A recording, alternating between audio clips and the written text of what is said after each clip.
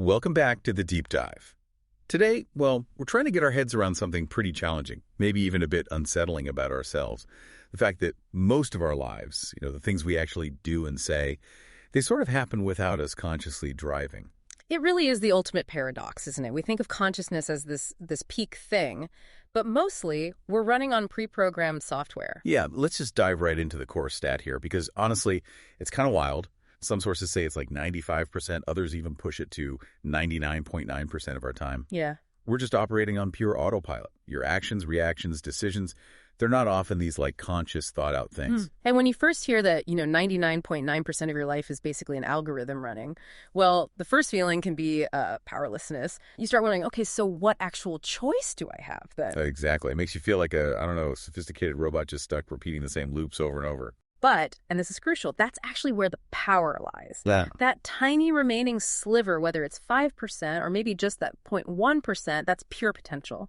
That little bit of conscious awareness, it's the only tool you have to actually look at, influence, and, well, update the brain's operating system. Okay, so that's our mission for this deep dive then. Let's unpack what these automats, these automatic programs actually are. Where do they come from? And most importantly, how can we use that conscious bit, not just to watch, but to actively rewrite the ones that are causing stress, the ones holding us back. Right. So if most of life is unconscious, why? Why is that setup actually better for us? We like to think we're the smartest things around, so why use our conscious brains so sparingly? It boils down to evolution, really. It's about efficiency, speed, and critically low energy cost. Think of it like a biological energy-saving mode. Conscious thought, that's expensive processing for the brain. I mean, imagine if you had to consciously manage every little metabolic thing or tell your blood where to circulate second by second. Your biological processor would just fry. It's simply too much data for the conscious mind to handle effectively. And that extends to skills we learn too, right? Like the difference between sweating over learning to drive and just doing it years later without thinking. Precisely. That initial learning stage really concentrating on the clutch, the gears, checking mirrors. It feels slow, it's draining. Why? Because it demands maximum conscious energy. But once you master it, that whole complex skill drops down into the unconscious. It becomes a new, simple automat. And that frees up your conscious bandwidth for the next new challenge. It's a system that sort of perfects itself over time. Okay, that efficiency makes sense. It's a gift. Yeah. But it feels like that same speed, that automatic nature, is exactly what trips us up when life gets, complicated. Modern life. Yes, they misfire. Because an automat designed maybe for a very simple ancestral survival kind of situation, suddenly it's facing some 21st century nuance. Social complexity, work stress. The old programming doesn't quite fit the new scenario. I had this really connect for me recently. A painful experience, actually. It was during the lockdowns, working from home, kids doing school at home. Everything was just intense. Lunchtime was chaos. It became this critical, high-stress point in the day, needing absolute focus right then. So the environment was already stressful, primed for it. Totally. And then bang, the activating event happens. A business partner calls, promises, oh, this will just be quick. And before I could even think consciously, before I considered the kids needing lunch, my tight schedule, I just heard the words come out automatically. Of course, yeah, I have a moment. Okay. And the result of that automatic yes. Oh, it turned into like 45 minutes. Lunch was totally ruined. The rest of the afternoon was just stressed, angry. I passed that awful feeling on to my hungry kids. The whole afternoon basically shot because the automat that fired. It was that deep-seated thing of not being able to say no. People-pleasing, maybe? Fear of looking bad, unhelpful. That is a perfect example of what we mean by a counterproductive automat. Consciously, you knew, somewhere in there, that a boundary was the right call, but automatically, you picked the response that guaranteed stress, internal conflict. Yeah. So the goal becomes identify that specific kind of situation that reliably causes you stress and consciously decide to examine the automatic response in that moment. What is it really just about awareness? Like, if I know, okay, I'm a people pleaser, just knowing that give me the power to override, a lifetime of doing it. Seems like a huge hurdle. Awareness is definitely the first indispensable step. Introspection, looking inward, is key for making changes quickly and effectively. I mean, learning can happen without conscious thought, through feedback, but it just takes so much longer. And yeah, to get over that willpower hurdle, you really have to understand where that program, that automat, actually came from in the first place. Right, because we weren't born automatically saying yes to every single phone call. Exactly. If you trace pretty much any automat back, you'll usually find its roots in one of three main areas. First, there's nature, your basic genetic predispositions, your biological wiring. Second is nurture, your upbringing. Parents, consciously or unconsciously, pass down these response patterns, these templates for how to react. So, like, if your parents always put being polite above setting personal limits. You inherit that pattern, it becomes automatic. And the third source is your environment.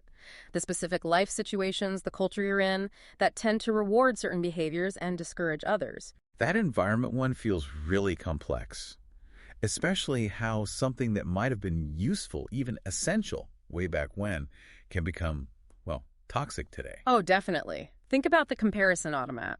For our ancestors, hunter-gatherers, comparing your tracking skills to the best hunter in the tribe, that was actually a useful, cool survival tool. It pushed you to improve, kept you safer. Okay. But today, our environment is just saturated with comparison points. You wake up, you grab your phone, endless curated lives. You see the neighbor's new car, your colleague's promotion. So the comparison automat is just firing constantly, Yeah. nonstop, and just making us unhappy because of the sheer volume of data it's processing. It's maladaptive, yeah. Yeah. It's like a system built for a tiny village suddenly operating in a massive global city. Just wasn't designed for this scale. And this environmental influence, it also opens the door to manipulation, doesn't it? Yeah. I had a bit of an aha moment, reviewing the sources, realizing a colleague had, well, basically hacked my programming, specifically my expert automat. Ah, interesting. Tell us more. What happened? What was the trigger, the activating event? Well, this colleague needed help. A pretty detailed presentation involving some advanced AI tools. And they didn't just ask for help. They framed it specifically around my identity. The activating phrase was almost exactly, look, you're the one who really gets this stuff. You're the expert here. Only you can explain it properly to me. And even though I was swamped, what did I do? Spent the next hour giving a full tutorial, dropping everything else I needed to do. That's fascinating because you can almost see the archetypes playing out there, can't you? You instantly stepped into that wise man role, and your colleague, maybe without even realizing it consciously, activated that by sort of playing the child archetype, the one needing guidance, appealing to authority. And I absolutely walked right into it, hook, line, sinker. My action wasn't based on a conscious look at my schedule or priorities. It was driven by the need to fulfill that expert identity they handed me. And that really highlights the power of knowing your own automats, whether the other person is being consciously manipulative or just operating from their own unconscious patterns, like needing help. If you know that, say, you tend to confirm your own worth by pleasing people or by being the indispensable expert, well, you become inherently easier to influence. You're more easily hacked. Okay.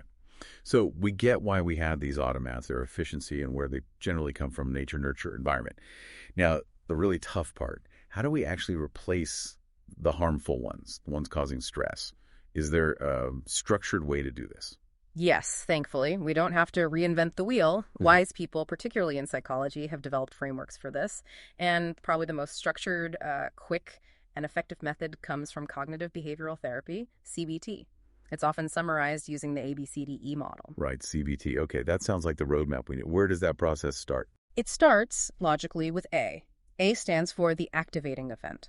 This is the starter pistol, you could say, the specific thing that happens just before the old, unhelpful automat kicks in. It could be that phone call, an email, maybe a subtle criticism from a colleague. It's the precise situation. And are there common areas in life where these A events pop up most often, like hotspots for triggering automats? Oh, absolutely. The data, the research strongly suggests that the single most frequent area is the workplace. So many triggers there revolve around concerns about competence, maybe fear of being fired, dealing with colleague criticism, or even just office gossip. That environment just constantly pokes at our deepest insecurities. It makes total sense. Yeah. Those feel universal.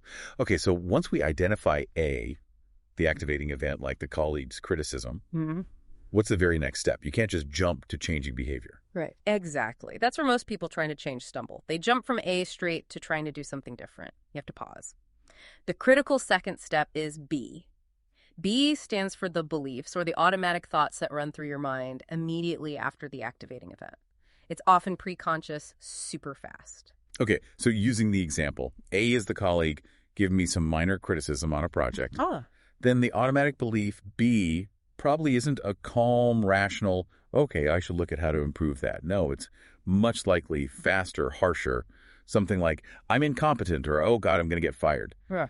The belief is that instant judgment or label you slap onto the situation or yourself. Right. And if you try to change your outward behavior without addressing that underlying belief, the old automat will just snap back eventually. It's too strong. Wow.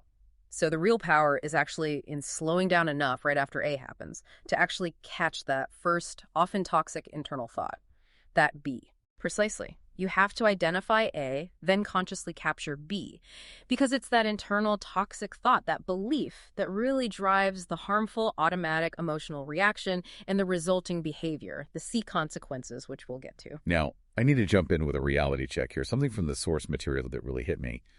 Identifying A and B. It's not a quick fix, not like snapping your fingers. My initial thought was, great, now I know this, I'll just swap out the thought next time it happens. Mm-hmm. And that expectation often leads straight to frustration, doesn't it? Because real lasting change is, well, it's an ongoing process. It takes time, months, maybe even years. In the beginning, you'll probably only be able to analyze the A and D after the fact, after the automat has already fired, after you've already, say, messed up the phone call response. So looking back on it later. Yes. It starts as retroactive analysis. That's the necessary first stage before you can build the skill for proactive change, for catching it in the moment. And maybe one last really crucial perspective here. The goal isn't, and actually can't be, to maintain 100% conscious control all the time. That's not just impossible, it would be utterly exhausting, not desirable at all. Okay, so we're not aiming for some kind of constant hyper-awareness state. No, not at all. Remember how we started? Things that are conscious and require effort today, once mastered, they naturally drop back into the unconscious to become efficient automats again. That's the brain's way. The ongoing challenge, the cycle, is that even when you successfully establish a new productive automat, like maybe you get really good at confidently saying no to that disruptive phone call, well, that new competence itself can eventually lead to new unproductive behaviors down the line. How so? Like becoming maybe too rigid or a bit arrogant about your amazing new boundary-setting skills. Exactly that. You might start playing ego games, feeling superior to others who haven't mastered it yet. You see, the process of awareness, refinement, checking your automats, it's continuous, potentially infinite. We have to keep using that small sliver of conscious time, that 5% or 0.1%, to keep checking in. Are my automats generally productive? Are they helpful? And to continually refine or replace the ones that have become counterproductive or harmful. That really feels like the core takeaway, doesn't it?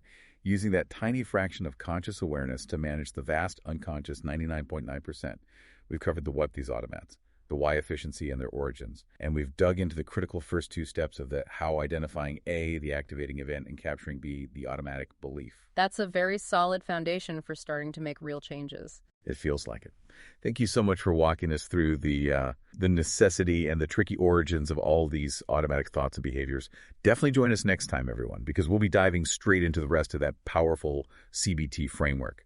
We'll move from B into C, consequences, D, disputing the belief, and E, the new effect, and really get into the practicalities of how you actually swap out those deeply embedded counterproductive habits. Until then, maybe try to catch one of your own automats in action. Goodbye. Yeah.